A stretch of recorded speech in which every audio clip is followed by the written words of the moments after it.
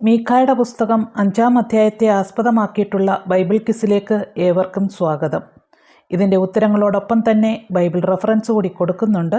ഞങ്ങളിത് പഠിക്കാനായിട്ട് ശ്രമിക്കുമ്പോൾ ബൈബിൾ റെഫറൻസ് കൂടി നോക്കി പഠിക്കാനായിട്ട് ശ്രമിക്കുക. ഇനി ചോദ്യങ്ങളിലേക്ക് കിടക്കാം. പടക്കൂട്ടങ്ങളുടെ മകളെ എന്ന് വിളിച്ചിരിക്കുന്നത് ആരെയാണ്? ഇസ്രായേലിനെ. ഇസ്രായേലിനോട് പടക്കൂട്ടമായി കൂടുക എന്ന് പറയുവാൻ കാരണമെന്ത്? ശത്രു ഇസ്രായേലിൻ്റെ നേരെ വാടകോരുന്നത് കൊണ്ട്. ഇസ്രായേലിന് നേരെ വാടകോരുന്നവൻ അതിൻ്റെ ന്യായാധിപതിയെ എന്താണ് ചെയ്യുന്നത്? വടികൊണ്ട് ചെകിട്ടത്തടിക്കുന്നു. ഇസ്രായേലിൻ്റെ ന്യായാധിപതി സഹിച്ച അപമാനമെന്ത്? വടികൊണ്ട് ചെകിട്ടത്തുള്ള അടി. യഹൂദ സഹസ്രങ്ങളിൽ ചെറുതെന്ന് വിശേഷിക്കപ്പെട്ട പട്ടണം ഏതായിരുന്നു? ബേത്ലഹേം എഫ്രാത്ത. ബേത്ലഹേം എഫ്രാത്തിനോടുള്ള യഹോവയുടെ വാഗ്ദാനം അഥവാ മീഖായുടെ പ്രവചനം എന്തായിരുന്നു? ഇസ്രായേലിന് അധിപതിയായിരിക്കേണ്ടുന്നവൻ എന്നിൽ നിന്നും ഉത്ഭവിക്കും എന്നുള്ള വാഗ്ദാനം. ഇസ്രായേലിന് നേരെ വാടകോരുന്നവന് എപ്പോൾ വരെ യഹോവ അവരെ ഏൽപ്പിച്ചു കൊടുക്കും? പ്രസവിക്കാനുള്ളവൾ പ്രസവിക്കുവോളം. അവൻ്റെ സഹോദരന്മാരിൽ ശേഷിപ്പുള്ളവർ ഇസ്രായേൽ മക്കളുടെ അടുക്കൽ മടങ്ങിവരും. അവൻ്റെ എന്ന് പറഞ്ഞിരിക്കുന്നത് ആരെക്കുറിച്ചാണ്? ഇസ്രായേൽ അധിപതിയായിരിക്കേണ്ടുന്നവനെക്കുറിച്ച്. അവൻ്റെ സഹോദരന്മാരിൽ ശേഷിപ്പുള്ളവർ ഇസ്രായേൽ മക്കളുടെ അടുക്കൽ മടങ്ങിവരും. ഇവർ എപ്പോൾ മടങ്ങിവരുമെന്നാണ് പറയുന്നത്? ഇസ്രായേലിൻ്റെ അധിപതിയായിരിക്കേണ്ടുന്നവൻ വന്നു കഴിഞ്ഞാൽ. ഭൂമിയുടെ അറ്റത്തോളം മഹാനാകുന്നവൻ ആര്? ഇസ്രായേലിന് അധിപതിയായിരിക്കേണ്ടുന്നവൻ. ഇസ്രായേലിന് അധിപതിയായിരിക്കേണ്ടുന്നവൻ ജനത്തെ മേയ്ക്കുമ്പോൾ എങ്ങനെ വസിക്കും? നിർഭയം വസിക്കും. ആരുടെ നേരെയാണ് ഇസ്രായേൽ 7 ഇടയന്മാരെയും 8 മാനുഷപ്രഭുക്കന്മാരെയും നിർത്തുന്നത്? അശൂരിന് നേരെ. മീഖായുടെ കാലത്ത് ഇസ്രായേൽ അരമനകളിലേക്ക് കടന്നുവരുന്ന ശക്തി ഏത്? അശൂരിൻ്റെ ശക്തി. അശൂരിനെതിരെ എത്ര ഇടയന്മാർ ഉയർത്തപ്പെടുമെന്നാണ് മീഖാ പ്രവചിക്കുന്നത്? 7 ഇടയന്മാരെ ഉയർത്തപ്പെടുമെന്നാണ് മീഖാ പ്രവചിക്കുന്നത്.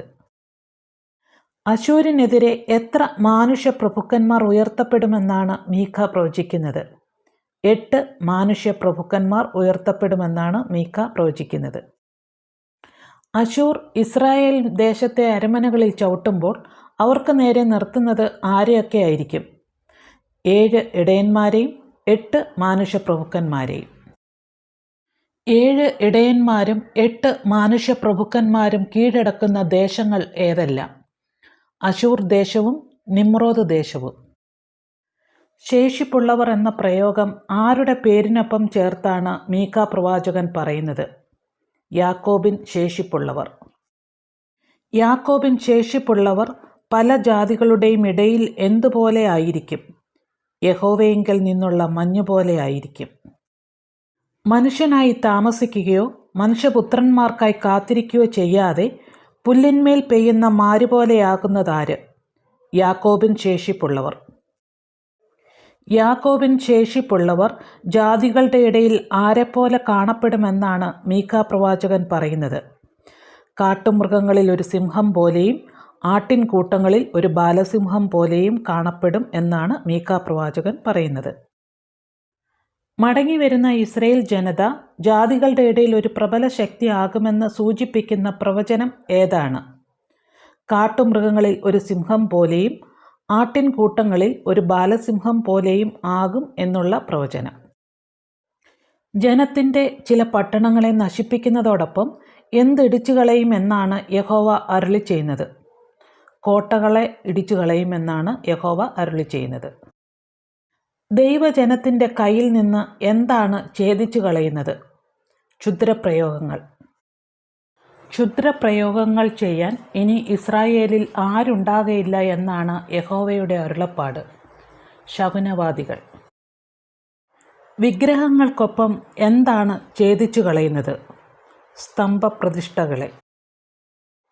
പട്ടണങ്ങളെ നശിപ്പിച്ച് ദേശത്തിൻ്റെ നടുവിൽ നിന്ന് എന്തു പറിച്ചു കളയുമെന്നാണ് യഹോവയുടെ അരുളപ്പാട്?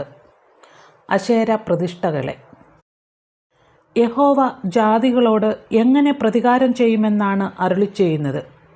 കോപത്തോടും ക്രോധത്തോടും പ്രതികാരം ചെയ്യുമെന്നാണ് അരുളിച്ചെയ്യുന്നത്.